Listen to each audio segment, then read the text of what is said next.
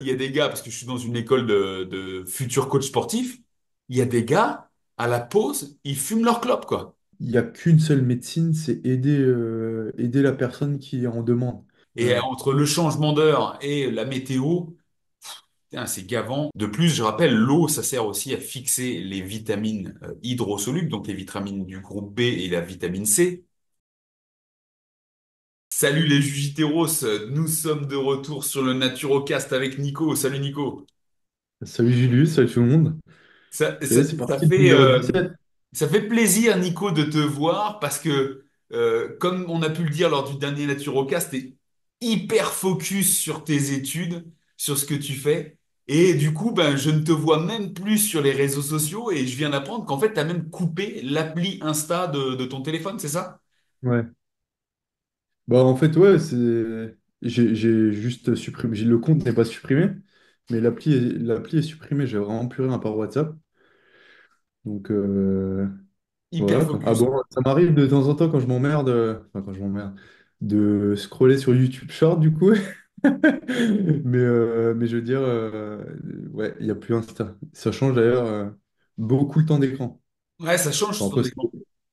Mais bah, tu sais, Nico, ce que tu dis, moi, il y a un an et demi, là, tu sais, j'avais fait mon mois de juillet avec mes enfants, là, et je ouais. m'étais coupé des réseaux, pareil, l'appli Insta, je l'avais désinstallé de mon téléphone. Et toi, je pense que c'est le meilleur moyen, parce que comme on est accro très rapidement à ça, ouais. Mais donc, du coup, tu bascules sur YouTube, c'est ça?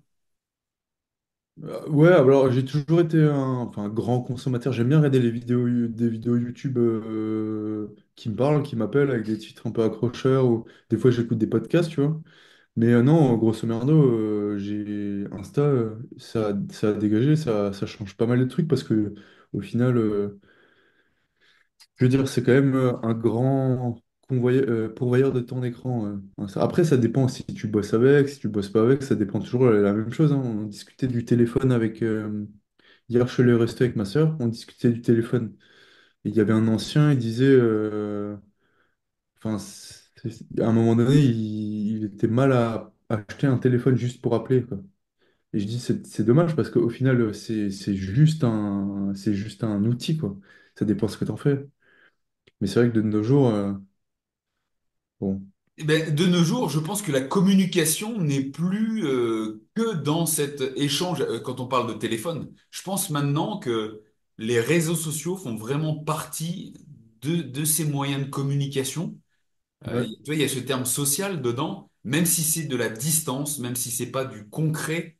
Eh bien, les interactions, tout de même, je pense ont une certaine façon d'être concrète dans le sens où, bah, tu vois, même si c'est vraiment loin de une tape dans le dos ou se voir dans les yeux, tu vois, mais un like, un commentaire ou même les messages échangés en privé, ça, tu vois, c'est une autre façon de communiquer. On le voit bien, même sur WhatsApp, tu vois. On est plus à se faire ouais, un vocal, tu vois, mm, à s'envoyer un vocal ou un petit message, plutôt que de se dire, OK, je me pose 5 minutes et j'appelle la personne et je lui parle franchement.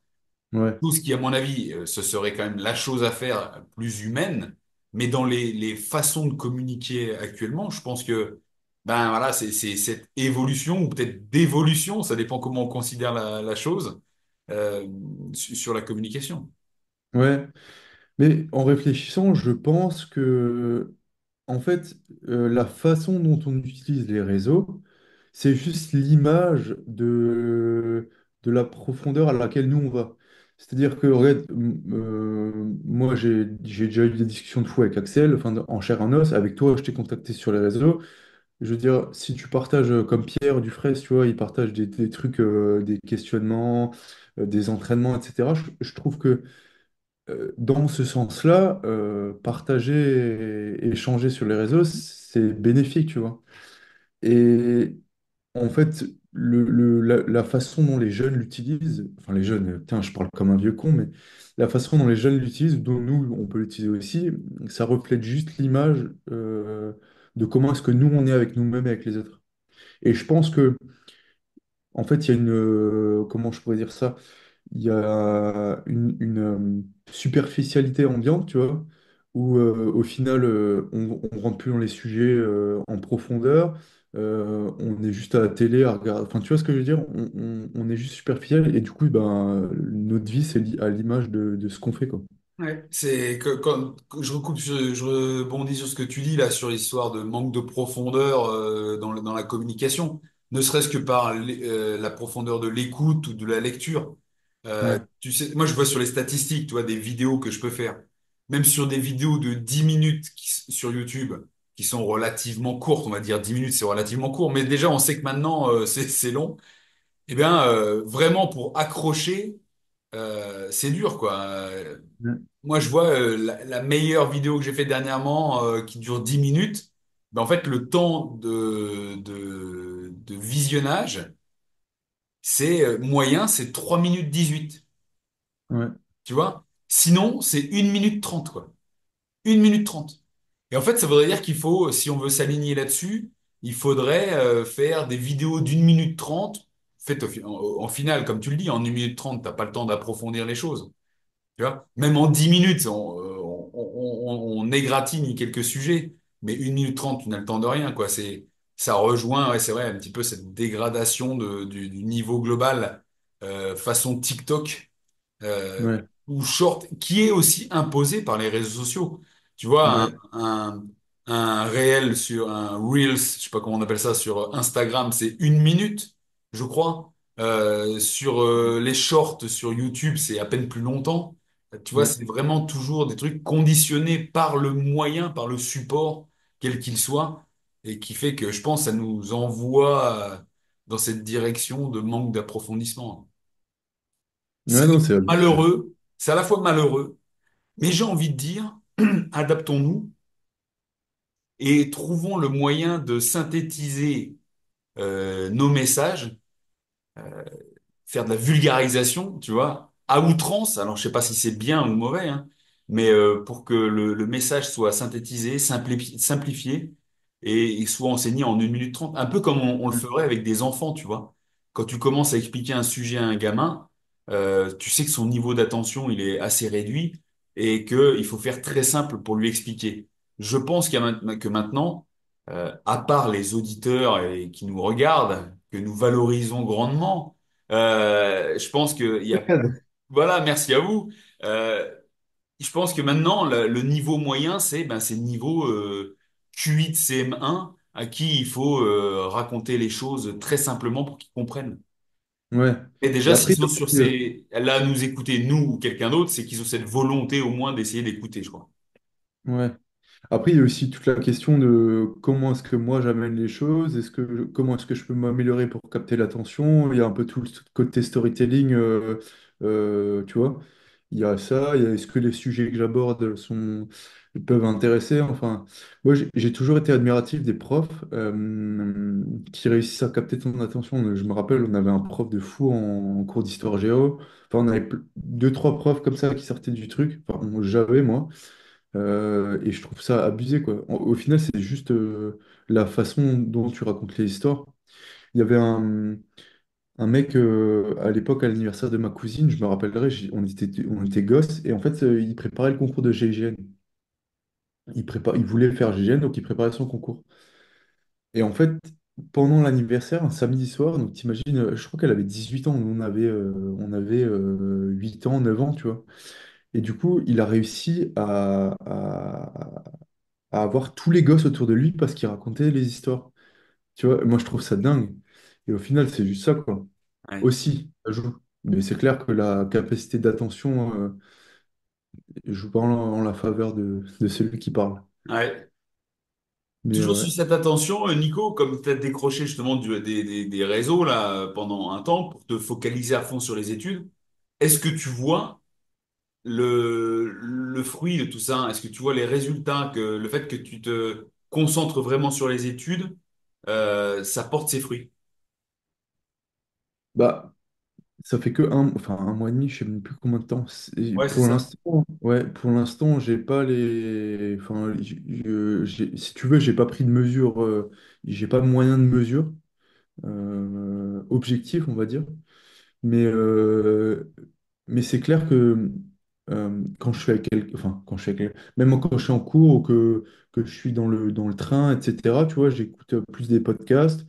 Ou quand j'ai un temps de libre, tu vois, au lieu de squatter sur le téléphone à regarder Insta ou répondre aux messages sur Insta, je, soit je fais rien, ou soit je scroll YouTube Short. Non, non, je rigole, mais je veux dire, pour l'instant, j'ai pas vraiment Ok. enfin, de retour, quoi. Sinon, Après, je voulais qu'on parle aussi d'autres choses. C'était, bah, tu vois, toi comme moi, on est dans des régions où la météo est assez pourrie, quoi. ouais, Et on sent tout de suite qu'on est au mois de novembre. Le ça, temps est c'est bien fou. gris. Moi, je veux dire, ici, je suis dans le brouillard. Alors, j'ai eu de la chance parce que fin octobre, j'étais en Espagne pendant une grosse semaine où on a Hmm. eu un super temps, à part 2 jours où on a été impacté bah, par ce qui s'était passé, tu vois, Ah oui, oui, à c'est vrai. Valence. Hmm. Parce que Alicante, c'est à 150 bornes de Valence et on a eu la pointe de la tempête. Donc, on a eu pendant 2 jours des grosses rafales et des grosses pluies sans dégâts comparé à ce qui s'est passé à Valence. Mais au-delà de ça, on a eu une super météo, donc j'ai pu en profiter. Et pendant tout ce temps, ma femme m'envoyait des photos d'ici parce qu'elle était restée en France, elle avait du boulot et elle était dans le brouillard. Et en fait, je t'avoue que depuis que je suis rentré, depuis le 1er novembre, euh, on est dans le brouillard aussi. Il y a quelques petits éclaircies. Et Ouais, entre le changement d'heure et la météo, putain, c'est gavant. ouais, Et ça m'a fait penser au fait de la dépression saisonnière qu'on ouais, rencontre que tous les gens, enfin la plupart des personnes rencontrent, qui est liée souvent à la baisse de luminosité et au changement de température, changement de saison. Est-ce que toi, autour de toi, tu as des gens ouais. qui subissent ça? Moi, j'en ai un peu fait les frais dernièrement. Après, c'est une accumulation, on va dire, de plein de trucs perso, tu vois. Mais en fait, le plus important, c'est OK, tu vois, ça m'arrive, qu'est-ce que je fais, etc. Tu vois. Et en fait, enfin, autour de moi, si on est tous impactés par le manque de lumière, je trouve le fait qu'on parte, il fasse nuit, qu'on rentre des cours, il fasse nuit, et qu'on n'ait pas ce temps à l'extérieur, forcément, enfin, je pense que la majorité des gens sont impactés au moins un minimum, quoi, sur au moins leur état d'esprit. Donc toi, comme si on analyse déjà ce que tu dis, le fait de ne pas être exposé à la lumière extérieure est un facteur essentiel. Ah bah oui, oui, Eh ouais, c'est clairement. ça qu'il faut le dire. En fait, on aimerait donner des outils aussi pour ceux qui nous écoutent. C'est vrai que le fait d'être enfermé, d'avoir un travail dans un bureau ou être en cours dans une salle, juste voir un petit peu de lumière par la fenêtre, mais quitter son domicile le matin, il fait nuit, tu Ouais, rentres, c'est en train de s'assombrir. Ben ça aide pas, ça aide pas. Et je te confirme ça parce qu'hier tu sais, ouais, je suis prof dans une école en Suisse, je suis formateur en nutrition et oui, j'ai passé la journée dans la salle à donner mes cours. Je suis sorti 5 minutes après avoir mangé, prendre un peu une l'air, clope. voilà, pour fumer une clope.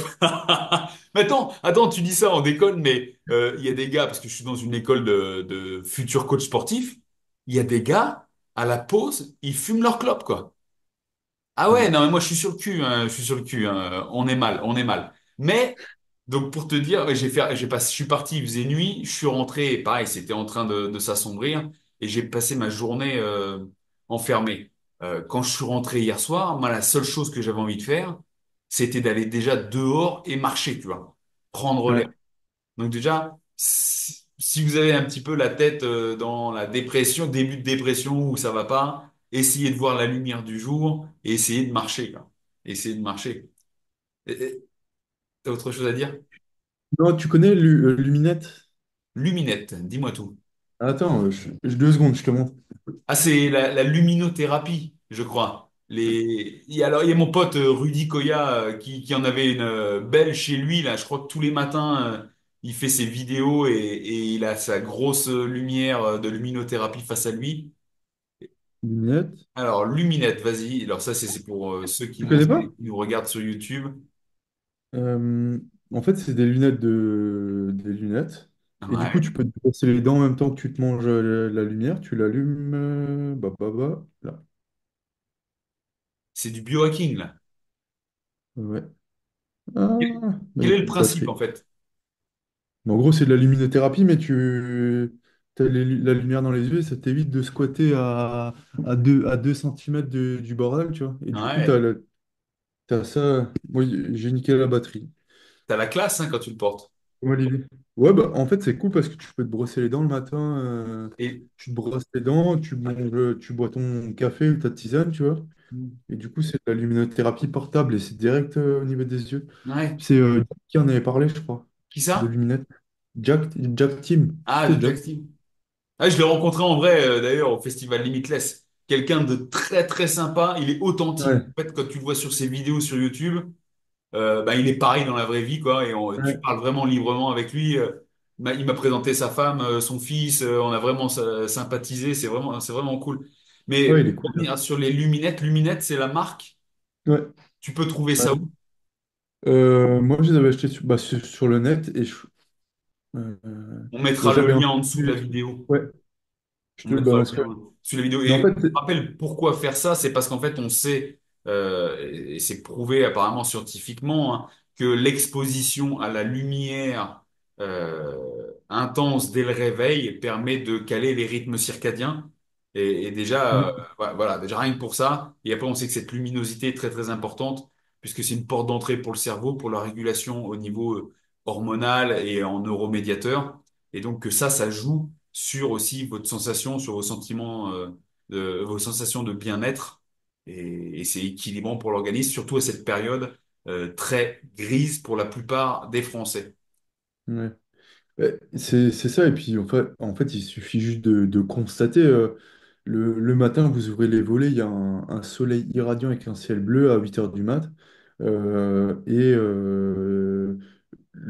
Pendant l'hiver, vous ouvrez les volets, il fait moche, il fait gris. Enfin, la volonté n'est pas du tout la même, rien qu'en apercevant le temps, quoi. Il y a ça, et il y a aussi le fait que, tu vois, moi je me lève pas à 8 heures, hein. Toi, je suis plus à 6 heures, mais à 6 heures, eh Ouais, ben, il fait nuit, quoi, tu vois, et on n'aura pas de jour à 6 heures du matin avant le mois de mai chez moi, tu vois. Donc, ouais, le truc, c'est d'avoir vraiment un outil voilà, ce qu'on appelle du biohacking, mais un outil pour déjà se foutre de la luminosité dans les yeux. Donc, ces ouais. histoires de luminettes, c'est pas mal. Il y a des histoires, les lampes de luminothérapie. Vous pouvez regarder ça sur Amazon ou autre. Je mettrai un lien. C'est mon pote Rudy Koya, là, qui en a. Il m'avait envoyé le lien Ouais. aussi. Il y en a des plus ou moins grosses il y a des prix qui sont assez abordables. C'est Ouais, toujours ou même si vous voulez pas vous équiper de choses, vous mettez vos baskets, vous allez marcher 15 minutes, 10 le minutes. mouvement. Ouais, c'est autre chose, quoi. Il y a la lumière et le mouvement aussi.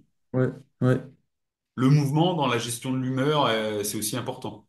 C'est vrai que ouais, bouger dès le matin aussi, ça va stimuler cette production hormonale au final et en neuromédiateur pour ces sensations de bien-être. ouais. Même juste 5 minutes, hein. Oui, oui, mais Mais prendre l'air déjà, bouger, ouais, déjà bouger, quoi. ouais. Mais ce qui est paradoxal, c'est que quand on est un peu en bad mood, enfin, dépression saisonnière, on n'a pas envie de faire toutes ces choses-là, quoi. On a juste envie de rester dans le lit, quoi. Ouais, Tu vois? Je crois que c'est Jérémy Ferrari là, qui parlait de dépression parce que lui, c'était un grand dépressif. Et il disait, quand tu es en dépression, du coup, pour le coup, c'est la dépression, quoi. C'est encore un stade au-dessus. Il disait, en fait, quand tu es en dépression, il faut faire tout ce que tu n'as pas envie de faire, quoi. Il faut bien manger, il faut bouger et il faut voir des gens. ouais. C'est vrai, hein. Mais ouais. Bon, voilà, quoi. Donc, toi, comment est-ce que tu t'abordes justement, comment est-ce que une personne que tu peux suivre qui est en dépression saisonnière ou qui te dit, voilà, j'ai un peu une baisse de morale, tu vois, comment est-ce que tu l'accompagnerais? Eh bien, tout simplement, déjà, je procède, toi, de manière individualisée. Déjà, c'est avec toutes les questions que je vais lui poser sur son style de vie, déjà. C'est son style de vie, c'est qu'est-ce qu'il fait comme boulot et quels sont ses horaires de travail et ses Ouais, déplacements. Et là, vraiment, bah, tu arrives à cerner le fait que les personnes qui ont ça, en général, de dépression saisonnière, sont comme tu l'as décrit précédemment, euh, ben, partent de chez eux, il fait nuit, ils sont enfermés toute la journée, ils rentrent de chez eux, il fait nuit, et ils sont à fond dans le boulot, tu vois. Et donc, en fait, mon premier conseil, ça va être d'essayer à un moment stratégique de la journée, au moins prendre l'air. Tu vois, si c'est Ouais. avant de partir au boulot, ou bien juste avant de commencer le boulot, ou à une pause, s'ils ont une petite pause, des fois ils ont quand même un quart d'heure, 20 minutes en matinée, sortir prendre l'air. Parce qu'en fait, le problème, oui, il y a l'histoire de la luminosité.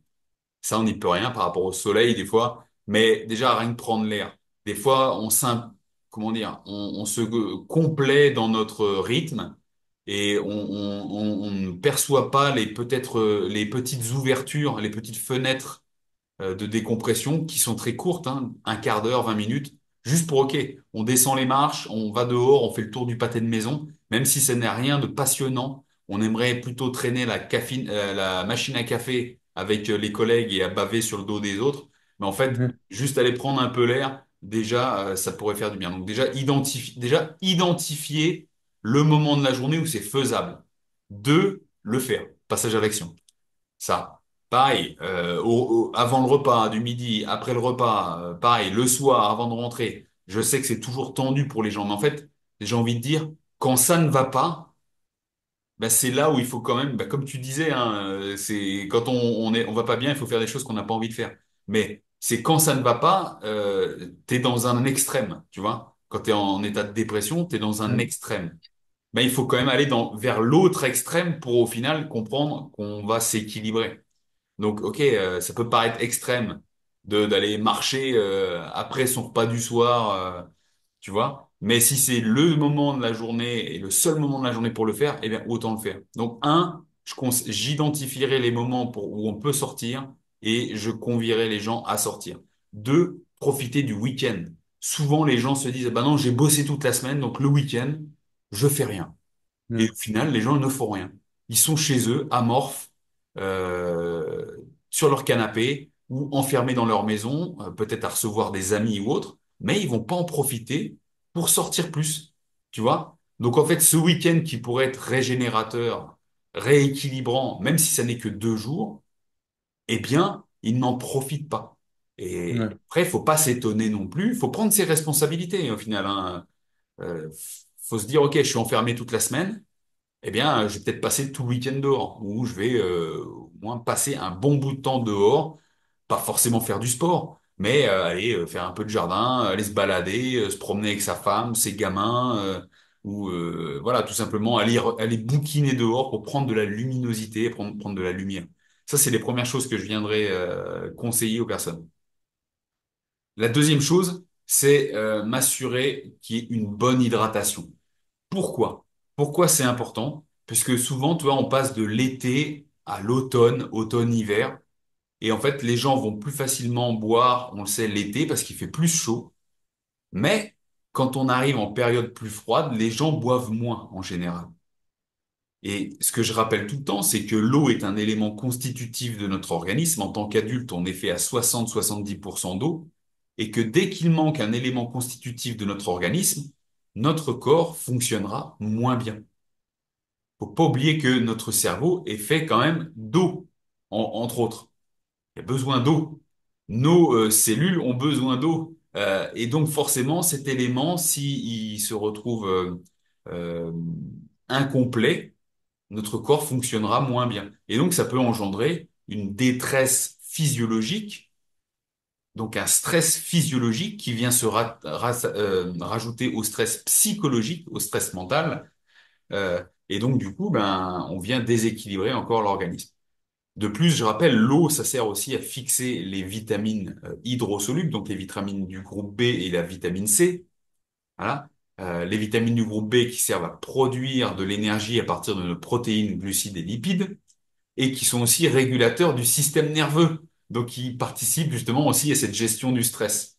Donc, on se dit que même si on est stressé, eh bien, le fait de ne pas avoir d'eau fera que on n'optimisera pas l'utilisation de nos vitamines du groupe B si tant est qu'on en consomme assez. Je rappelle, les vitamines du groupe B, on en a dans les produits animaux et dans certains végétaux.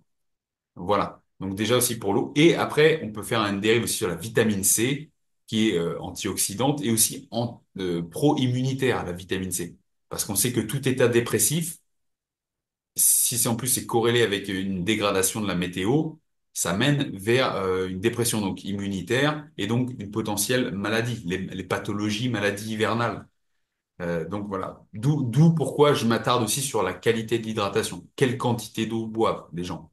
Je rappelle, je conseille souvent 3 centilitres par kilo de poids de corps. Une fois qu'on a fait, qu'on s'assure que les gens prennent l'air, voient un peu de lumière, qu'ils s'hydratent correctement, c'est voir comment a évolué l'alimentation depuis l'alimentation estivale. Tu vois, c'est ça aussi, interagir avec les saisons. Alors, il y a les gens qui vont manger la même chose toute l'année. Alors, je suis Riz pas, poulet. voilà, riz poulet, haricots en boîte, toute l'année. Voilà, ben, c'est ça, hein, ils auront les protéines, des glucides, certains lipides. Voilà. Après, on peut pas dire que ce soit diversifié au niveau des apports en minéraux et vitamines. Mais on sait que la plupart du temps, tout de même, les gens en été mangent plus de fruits, mangent plus de végétaux, mangent plus de crudités. Donc il y a plus de diversité, il y a plus de vitamines, de minéraux. Et avec l'arrivée des temps d'une météo qui est plus froide, ben, les gens se disent, ah, il fait froid dehors, alors on va se faire une raclette. Alors qu'au final, dans leur maison, il fait pas plus froid qu'avant, hein. Tu vois, il fait la même Ouais, température. On sait ce que c'est, quoi. Dans ta maison, il fera la même température en été qu'en hiver, à peu près, parce que tu as soit la clim, soit t'as le chauffage. J'extrapole un peu, hein. J'ai moi-même pas la clim. Mais en gros, c'est plus ou moins pareil. Et donc, ben, cette sensation ah, il fait froid dehors, on va se faire une raclette, ou, ah, bah, tiens, il fait froid dehors, donc il faut manger des choses plus riches, les choses que les gens se, se mettre dans le crâne, tu vois. Donc ouais, plus riche en calories et en général c'est moins dense nutritionnellement, c'est plus dense en calories mais pas tant en nutriments, micronutriments et la qualité de cette alimentation aussi peut s'en trouver affectée. Et donc du coup, eh ben ce qui fait que l'alimentation est plus grasse en général, pas les bonnes graisses, plus sucrée. On sait que les mauvaises graisses et plus de sucre, c'est pro-inflammatoire. Donc aussi détresse au niveau de l'organisme. Donc augmentation des niveaux de stress physiologique. D'un autre côté, moins de végétaux, vitamines et minéraux, donc moins d'antioxydants et d'anti-inflammatoires naturels. Donc, on va mettre le corps, on va placer le corps dans un état pro-inflammatoire de par ce changement alimentaire, et ce qui va justement s'empiler avec le manque d'oxygénation, le manque d'hydratation, le manque de vitamines, plus pro-inflammatoire sur le reste. Et ben du coup, ben tu vas créer un état de stress physiologique qui va te faire basculer, entre autres, vers la dépression saisonnière, puisque cette inflammation généralisée elle va toucher aussi ton cerveau. On sait que l'inflammation de l'organisme engendre également une inflammation au niveau cérébral. Et on y répond tous différemment. Certains, ça va être juste le brouillard mental, certains, ça va être de la fatigue. Euh, mais si quand tu cumules la fatigue, le brouillard mental, l'esprit qui réagit, enfin le cerveau qui réagit moins bien, moins bonne compréhension des situations, à une moins bonne qualité de l'alimentation, de l'hydratation, de l'exposition à la lumière et potentiellement moins d'activité physique parce que comme il fait froid, t'as pas envie d'aller dehors, tu bouges pas. Mais en fait, tu t'empâtes, tu fonctionnes au ralenti et en fait, tu te morfonds dans ta mouise, quoi. ouais. Ouais, C'est bon. sympa. Ça va? Ça te va comme ça? Ouais. D'ailleurs, si vous vous reconnaissez là-dedans dans ce que je viens de décrire, dites-le nous en commentaire et n'hésitez pas à nous dire ce que vous faites au quotidien pour essayer de changer ça.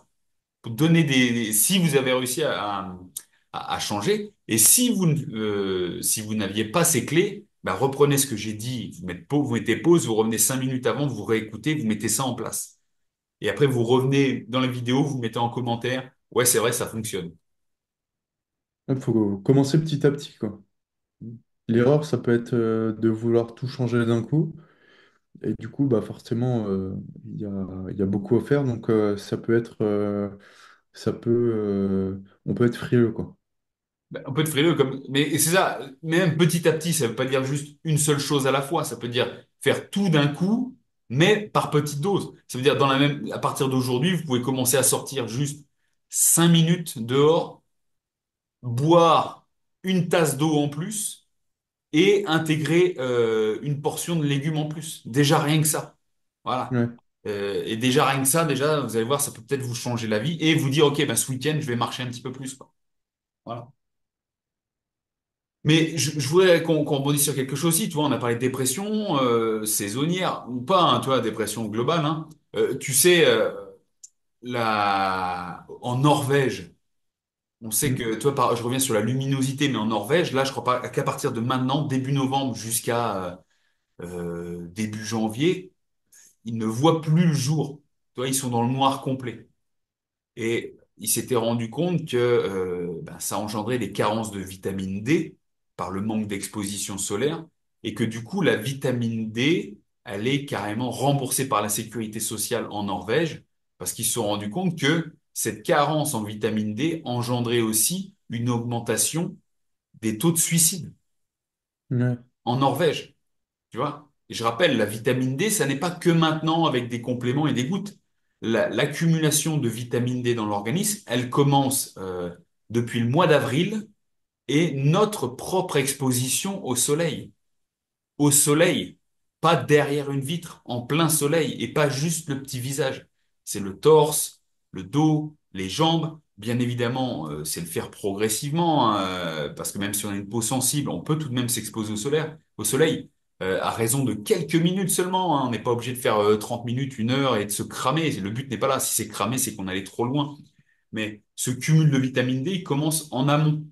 Et bien évidemment, tu le sais, comme la plupart des gens eh ben, travaillent au même rythme toute l'année, même l'été, ils se retrouvent enfermés dans leur bureau, dans leur voiture, dans leur transport en commun, et au final, sont pas tant que ça dehors. Et quand ils sont dehors, eh ben, on leur dit attention au vilain soleil. Donc, qu'est-ce qu'ils font? Ils mettent de la crème solaire, ou ils mettent des t-shirts manches longues, des shorts longs, et donc, du coup, il y a peu d'exposition solaire. Ce qui fait que leur Ouais. niveau de vitamine D cumulé est très bas. Seulement, à partir du mois d'octobre, on sait que sous nos latitudes, en France et en Europe du Nord, on va plus synthétiser la vitamine D de la même façon qu'entre avril et octobre. Et donc, du coup, notre vitamine D, on la cumule plus, à part si on prend des compléments. Et donc, du coup, ce taux diminue très vite. On sait que la vitamine D, ça sert déjà d'un point de vue physiologique à la fixation du calcium sur nos os. Mais d'un autre côté, ça aide aussi à la production de testostérone. La testostérone qu'on lit chez l'homme, quand il y a des baisses de testostérone, on le lit à des débuts de dépression aussi. Donc prenez ça en Ouais. compte. Euh, la vitamine D aussi, c'est un puissant, comment dire, ça favorise l'immunité, Ouais. tout ce qui est défense immunitaire, ça booste le métabolisme. Donc, cette vitamine D est très importante. Donc, une des choses qu'on peut faire aussi, que je pourrais recommander, c'est se complémenter en vitamine D dès le mois d'octobre, dès le mois de novembre, surtout si on s'est pas exposé beaucoup au soleil pendant la période printanière et estivale. Ok. Mais alors, Julius, où est-ce qu'on prend de la vitamine D? La vitamine D. Alors, j'ai l'approche. Excellente question, Nico, mais c'est magnifique ça.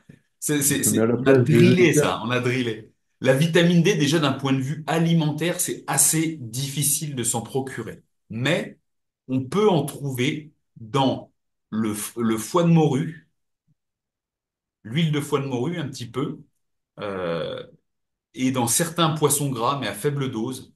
Pourquoi dans les poissons gras? Parce que la vitamine D, c'est une vitamine liposoluble. Donc, qui se lie à la graisse. Donc, il y a besoin de gras pour transiter. Donc, comme les poissons sont gras, ils auront plus facilement de vitamine D. Donc, poissons gras, sardines, saumon, maquereau, anchois, harengs, flétan, voilà, ce genre de poissons. Comment? Le thon. Thon, Le thon. Alors le pour thon, chauffer un peu. on peut, mais si vous avez vu ma dernière vidéo sur le thon et les dernières analyses qui sont ressorties, faut faire attention.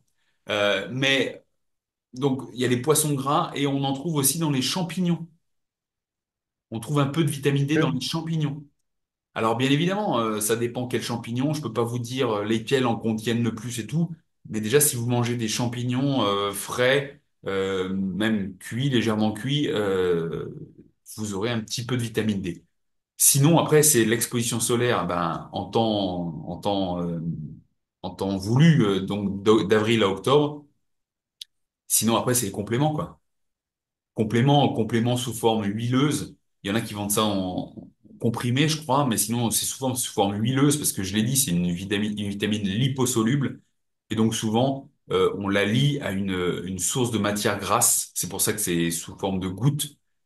Et Ouais. après, les dosages, alors pour pas faire de conneries, alors moi je vais vous dire, hein, personnellement, j'ai fait mes analyses de vitamine D. Même si je m'expose très très fort euh, tout l'été, ben ils sont bons, mes niveaux, ils sont au-delà de la moyenne. Mais ils sont pas à des niveaux optimaux parce qu'il faut bien vous rendre compte que les niveaux recommandés et les niveaux optimaux sont différents. Ça, pour ce faire, j'ai fait une prise de sang hein, que j'ai payé de mes frais parce que il me semble pas que ce soit remboursé par la Sécu. Donc voilà, faut payer un peu de ses frais. Et donc complément, forme huileuse et le dosage. Alors souvent, si vous regardez sur les petites bouteilles, ils vous conseillent 200 UI. Alors UI, c'est unité internationale, ça veut dire. 2000, non? Hein? C'est 2000, pas Oui, ah, 200. mais au début, les compléments, ils vous conseillaient 200 UI par prise, 200 à 400. Ok. Mais moi, je peux recommander 2000 à 4000 par jour. Ouais. Et je sais qu'il y avait une analyse, une étude qui avait fait prendre 10 000 UI par jour pendant Hmm. plusieurs mois et il n'y avait pas de problème. On n'ira pas, je ne vous conseillerais pas d'aller jusque-là. D'ailleurs, je ne suis pas médecin, je suis juste naturopathe. Je vous fais des conseils, je vous fais des retours d'expérience personnelle. Je ne suis qu'une personne sur le net qui émet des idées et qui partage son expérience. Mais si vous commencez par 2000 à 4000 UI par jour, ça suffira bien. Alors pour savoir comment faire, vous regardez sur votre boîte et votre bouteille, ça va vous dire pour tant de gouttes, eh bien vous aurez tant de d'unités internationales, d'UI. Donc bah, vous suivez ça pour faire 2000 à 4000. Voilà.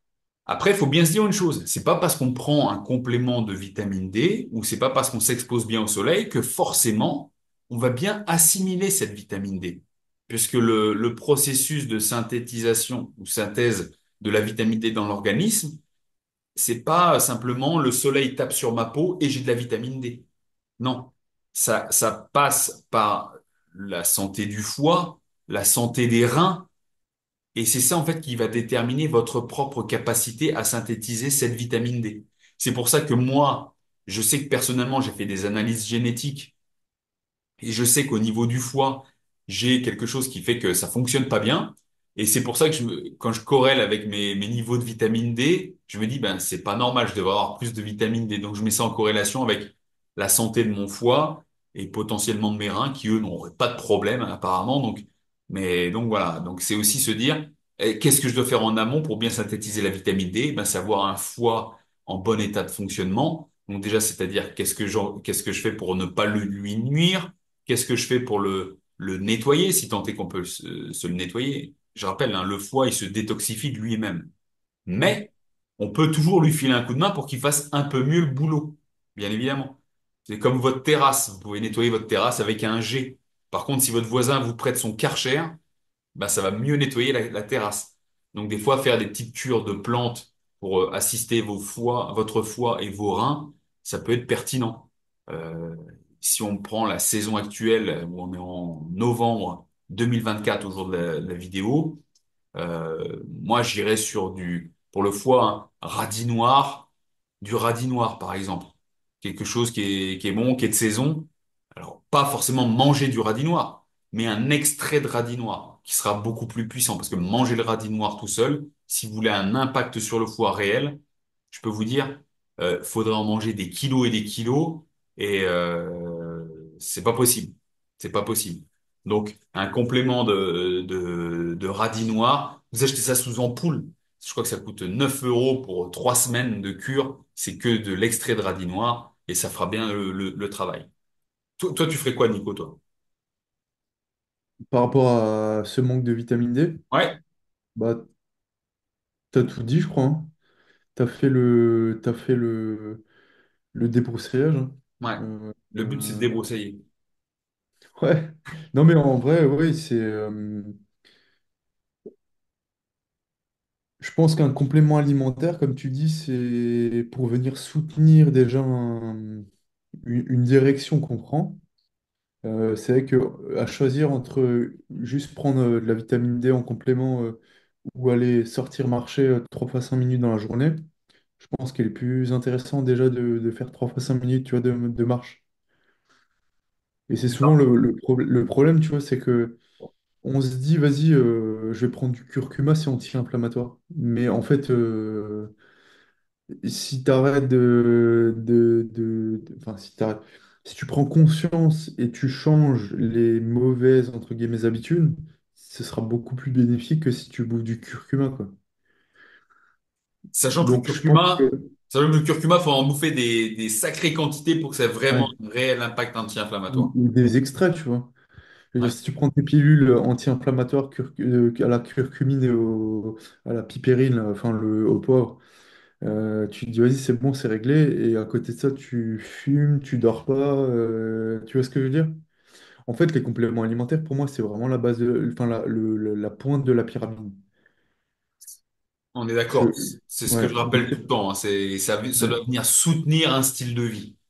ouais, Mais ça doit venir en béquille. Mais voilà, ça doit venir en béquille quand certains styles de vie doivent être rattrapés. Tu sais, quand tout ne ah peut pas oui, être oui, mis en place, des fois, un peu. Et je vais faire un parallèle. Toi, c'est un peu comme un médicament, parce qu'au final, qu'on dise complément alimentaire ou médicament, c'est la même chose. C'est juste que le complément alimentaire, c'est quelque chose, c'est un médicament naturel, on va dire, en gros.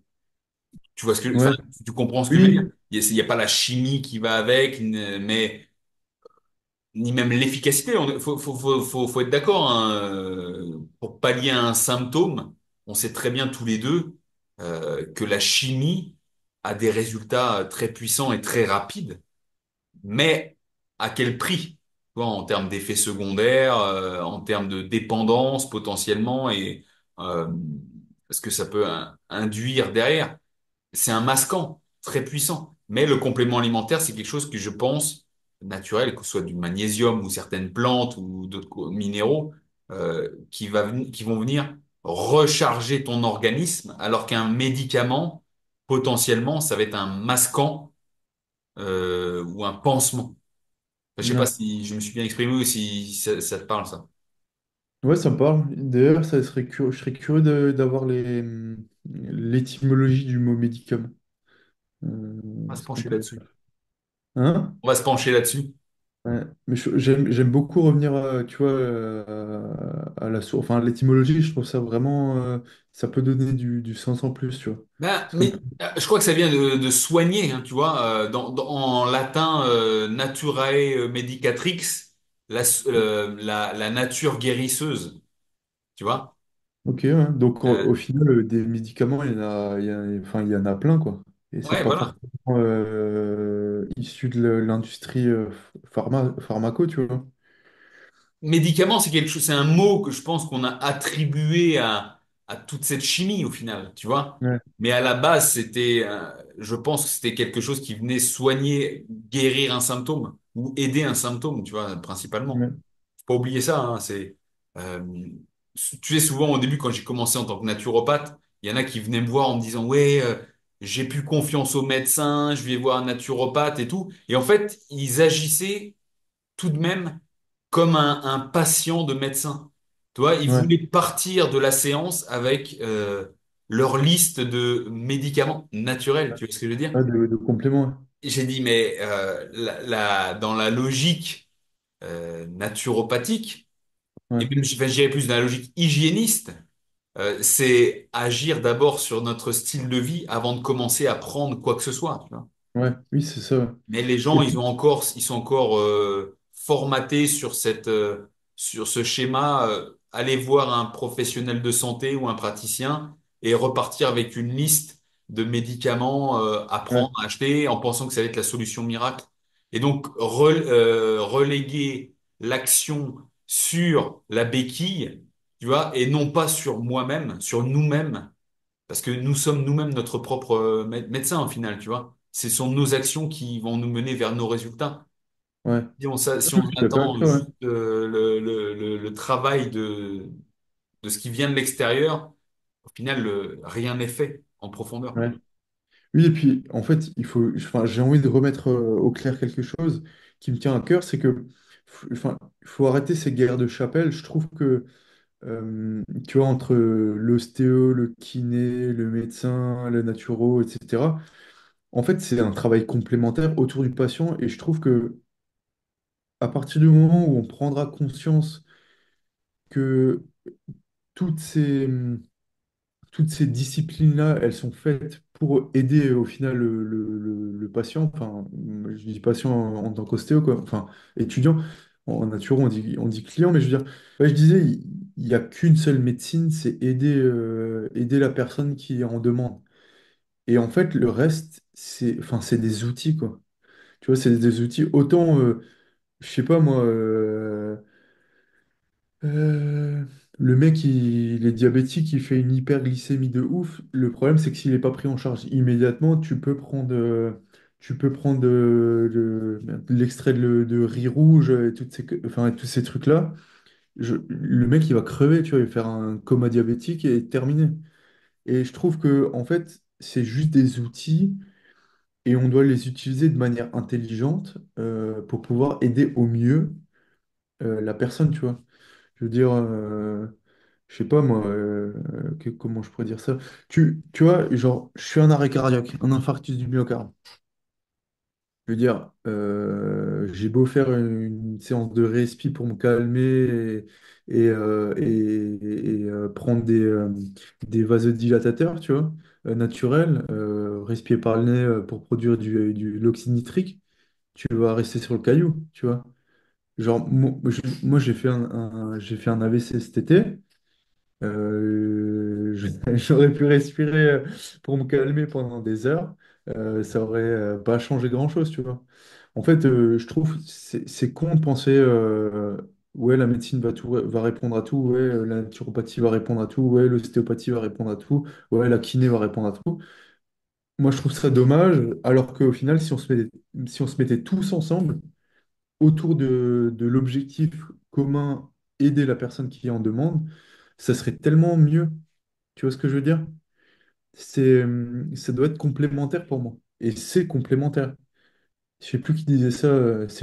Un médecin doit être un bon naturopathe, quoi. Sous-entendu, un médecin doit être de bons conseils pour, euh, pour donner des conseils et essayer de changer les choses sur le patient, quoi.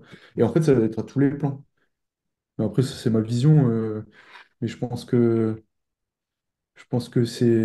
le patient a tout à y gagner, quoi, à que ce Ouais, soit complémentaire. ouais. C'est pour ça que j'aime bien les maisons de santé. Ouais, Tu ça vois, se tu es développe bien, suivi ça. par le médecin pour la biologie au niveau de la dépression. Tu vas voir un psychologue aussi, peut-être pour en discuter et voir ce qui va pas. Enfin, tu vois, c'est des outils. Et enfin, en tout cas, c'est ma vision à moi, hein. Je me trompe sûrement, Et mais je pense que ça va se développer, ce genre de choses. J'avais pu voir une vidéo sur Arte YouTube ou un truc comme ça, là, sur justement la longévité et il parlait de la Corée du Sud. Et il montrait un petit peu comment les gens étaient suivis là-bas. Et en fait, tu vois, c'était quelque chose de pris de manière holistique, avec de la prévention, avec aussi le côté à la fois physique sportif, parce que même les gens âgés, ils leur montraient quels exercices ils pouvaient faire pour la préservation de leurs articulations, la préservation musculaire. Il y avait quelqu'un qui était là, un nutritionniste, qui venait les renseigner, voir comment ils mangeaient. Et puis après, pareil, tu avais un médecin qui était là, qui avait une approche plus naturelle, enfin une approche naturelle, mais toutefois médicale, hein. Et je trouvais ça intéressant. Ouais. C'est peut-être l'avenir, mais ça, pour le moment, je suis persuadé. il faut que ce soit aussi un, tu vois, ça se fait déjà dans certains pays. Nous, on est quand même très franco-centré, européo-centré, Mm. et on pense détenir tous la vérité, tu sais, en Occident. Et je pense que si on sortait un peu de nos frontières et qu'on allait voir ce qui se faisait ailleurs, qu'on acceptait qu'il y avait des meilleurs que nous sur certains sujets et qu'on aille étudier ça et qu'on essaye d'implanter ça chez nous, progressivement, bien évidemment, on pourrait vraiment progresser. Mais voilà, il faudrait sortir du dogme c'est nous qui avons colonisé le monde lors des 5 derniers siècles, et donc du coup, c'est nous les plus forts. Je pense on est loin de ça maintenant, il faut évoluer. Mais ça, l'avenir nous le dira, et je pense que ce seront nos petits-enfants ou voire arrière-petits-enfants qui bénéficieront de ces évolutions, Ouais. je pense. Mais on peut déjà commencer à le faire. Mais ouais, moi je suis persuadé de ça et, euh, et voilà. Ouais. Nico, on va pas tarder de terminer parce que Ouais, j'ai un rendez-vous juste après. Qu'est-ce qui est prévu pour toi dans les semaines à venir? Fin novembre, début décembre? j'emménage à Strasbourg, donc j'aurai mon appart. J'ai Ouais. acheté chez mon père en coloc. Donc ça va faire du bien. L'impact de l'environnement et tu vois, je trouve dès qu'il y a un truc qui va pas, il faut essayer de changer les choses, quoi. Après, enfin, ça, la vie fait que on passera par des étapes un peu chiantes ou douloureuses ou badantes, etc. Mais c'est juste la réponse qui est importante, tu vois, parce que se dire ouais, je suis naturo, donc je suis censé être en bonne santé, toujours au taquet, etc. Par exemple, tu vois. euh, Je trouve ça dommage, et c'est des réflexions d'ailleurs que j'ai eues avec ce qui m'est arrivé cet été, tu vois. Et qu'au final, on ne contrôle pas vraiment ce qui peut nous arriver. Mais par contre, on peut répondre et comment dire, on peut mettre en place des choses pour répondre à ce qui nous arrive, quoi. Donc, ouais, non, je bouge à Strasbourg. Donc, j'aurai mon appart. Et sinon, ben, Focus? ça trace, hein. Ouais, tu vas être focus. Et toi, alors, qu'est-ce qui est prévu Eh ben écoute, moi les prochaines semaines, ça va être assez dense encore. Donc bah, déjà pour pas mal l'anniversaire bientôt? de clients avec lesquels je travaille, j'évolue. J'ai pas mal de gens qui ont rejoint le programme Discipline. Et comme c'est un programme qui est quand même enfin, interactif dans le sens où ben, les personnes qui le suivent m'envoient sur le forum qu'on a en privé leurs questions. Je fais des petites vidéos questions-réponses. Donc je les accompagne là-dessus. Donc c'est quelque chose qui ça prend pas du temps, mais tu vois, c'est quelque chose sur lequel je me focus bien parce que j'ai vraiment envie de donner de la plus-value à ce programme. Ensuite, dans 15 jours, je me suis payé pour mon anniversaire qui est bientôt. D'ailleurs, si vous savez, connaissez ma date d'anniversaire, dites-le en commentaire, ça m'étonnerait que vous la connaissiez. Et je me suis payé un stage de natation à Vichy pendant 48 heures avec analyse de la posture, analyse de la technique, amélioration de tout ça. Donc, c'est un stage pour les triathlètes, donc ça va être un stage en groupe. Donc voilà, ça, parce que je continue de pratiquer les sports du triathlon. Là, je monte progressivement mon volume d'entraînement. Je travaille le fond là pendant la période hivernale. Ça, c'est les grosses phases. Et puis, je vais commencer à me pencher sur mes objectifs 2025 et faire le bilan de mes objectifs 2024 pour préparer, toi, travailler sereinement en décembre. Et puis, continuer de faire mes vidéos, mes interviews pour la chaîne YouTube. Et puis, déjà, ça va bien me combler mon temps. Et de toute façon, je pense qu'on en reparlera dans un mois au prochain Ouais. Naturocast. C'est quelles vidéos qui sont en cours là, si tu veux nous teaser un peu. Là, alors dernièrement sont sortis tout ce qui était comment s'alimenter avant l'entraînement. Est-ce qu'il faut manger pendant l'entraînement? Qu'est-ce qu'on mange après l'entraînement? Récemment est sorti comment mieux dormir après l'entraînement de Jiu-Jitsu parce qu'il y a pas mal de personnes qui ont des problèmes de sommeil là-dessus. Ouais, Il y en a une qui va sortir bientôt sur comment reprendre le JJB après une blessure ou après un moment d'arrêt ok, expérience personnelle partagée. Et puis j'ai pas mal d'interviews avec j'ai David Rivera, il est peut-être pas connu en France, mais en Suisse, il est très très bon. On a commencé ensemble. Et Black Belt, il a fait du CrossFit, là il arrache tout en Aerox. Donc c'est un athlète hybride si on peut dire. Il y a aussi Samir Ben Saïd qui va venir dans les interviews. Il y a Luca Andreucci, c'est l'univers, c'est celui qui fait toutes les photos pour la CFJJB, l'IBJJF. Il a été à l'ADCC aussi, c'est le photographe officiel et qui est ok, aussi ceinture noire en jiu-jitsu brésilien qui fait de la lutte à livrer et qui va bientôt être interviewé. Donc je vous promets vraiment du lourd comme interview. J'ai vraiment hâte de partager ça et déjà de partager avec eux. Mais on en reparle dans un mois. ok, cool. C'est bon pour toi, Nico? Ouais, Écoute, je te dis à la prochaine. Les Juteros, merci encore d'être avec nous. Si vous avez Merci. apprécié cet épisode, bah, dites-le en commentaire, likez, partagez avec vos partenaires d'entraînement. N'hésitez pas à nous contacter si vous avez besoin de nous. Vous avez tous les détails en commentaire. Et puis on vous dit à la prochaine. Paro!